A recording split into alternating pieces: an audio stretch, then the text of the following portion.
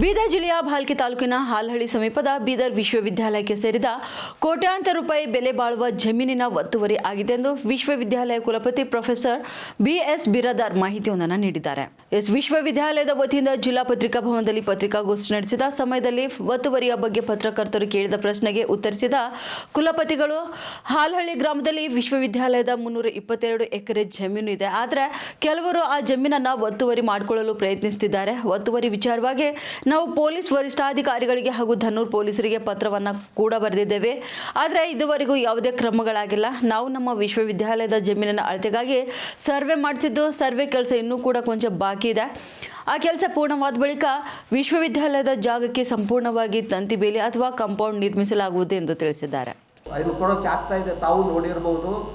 ಸರ್ವೇರಿ DDLRಗೆ ನಾವು ಏನಪ್ಪ ಅಂದ್ರೆ ಲೆಟರ್ ಬರೆದಿದ್ದೆವು. ದೆನ್ ಏನಪ್ಪ ಅಂದ್ರೆ SP ಅವರಿಗೆ ಬರೆದಿದ್ದೆವು. ಅಲ್ಲಿ ಬರ್ತಕ್ಕಂಥ ಪೊಲೀಸ್ ಸ್ಟೇಷನ್ ದಣ್ಣೂರು ಪೊಲೀಸ್ ಅವ್ರಿಗೂ ಏನಪ್ಪ ಅಂದ್ರೆ ನಾವು ಏನಪ್ಪ ಅಂದ್ರೆ ಕಂಪ್ಲೇಂಟ್ ಕೊಟ್ಟಿದ್ದೆವು. ಈ ಥರ ಎನ್ಕ್ರೋಚ್ ಆಗ್ತಾ ಇದೆ, ಅದನ್ನು ಏನಪ್ಪ ಅಂದ್ರೆ ಖಾಲಿ ಮಾಡಿಸಿ ಅಂತಂದು ಇನ್ನೂವರೆಗೆ ಏನಪ್ಪ ಅಂದ್ರೆ ಕ್ರಮ ಕೈಗೊಂಡಿಲ್ಲ. ಈಗ ನಾವು ಅದನ್ನು ಸೀರಿಯಸ್ ಆಗಿ ಎಲ್ಲ ಸಿಂಡಿಕೇಟ್ ಮೆಂಬರ್ಸು ನಾವು ಏನಪ್ಪ ಅಂದ್ರೆ ಏನು ಎನ್ಕ್ರೋಚ್ ಆಗಿದೆ ಬೌಂಡ್ರಿ ಲೈನು.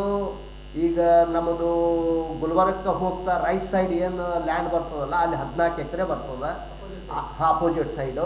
ಅಲ್ಲೊಂದು ಸ್ವಲ್ಪ ಇನ್ನೂ ಸರ್ವೆ ವರ್ಕ್ ಪೆಂಡಿಂಗ್ ಇದೆ, ಅಂದರೆ ಕಂಪ್ಲೀಟ್ ಆಗಿದೆ. ಅವ್ರ ಬೌಂಡ್ರಿ ಲೈನ್ ನಮಗೆ ತೋರಿಸ್ಬೇಕಾಗಿದೆ. ಈಚೆ ಕಡೆ ಸೈಡ್ ಏನಪ್ಪ ಅಂದ್ರೆ ಫುಲ್ ಎಲ್ಲ ಇದು ಮಾಡಿದರೆ ನಾವೇನಪ್ಪ ಅಂದ್ರೆ ಫೆನ್ಸ್ ಹಾಕೋಕ್ಕೆ ಎಲ್ಲ ಪ್ರಯತ್ನಗಳನ್ನು ಮಾಡ್ತೀವಿ. ಅದೇ ಸೈಡ್ ಏನಪ್ಪ ಅಂದ್ರೆ ಸ್ವಲ್ಪ ಸ್ವಲ್ಪ ಅವ್ರು ಹಾಕ್ಕೊಂಡಿದ್ದಾರೆ. ಹಂಗೆ ದಿನಾಲು ಸ್ವಲ್ಪ ಸ್ವಲ್ಪ ಆ ಕಡೆ ನಮ್ಮ ಕಡೆ ಬರ್ತಾ ಇದ್ದಾರೆ. ಸೊ ನಮಗೆ ಅವರು ಬೌಂಡ್ರಿ ಲೈನ್ ಹಾಕಿಕೊಟ್ರು ಅಂದರೆ ನಾವು ಪೊಲೀಸ್ ಸಪೋರ್ಟ್ ತೊಗೊಂಡು ಏನಪ್ಪ ನಾವು ಖಾಲಿ ಮಾಡ್ತೀವಿ.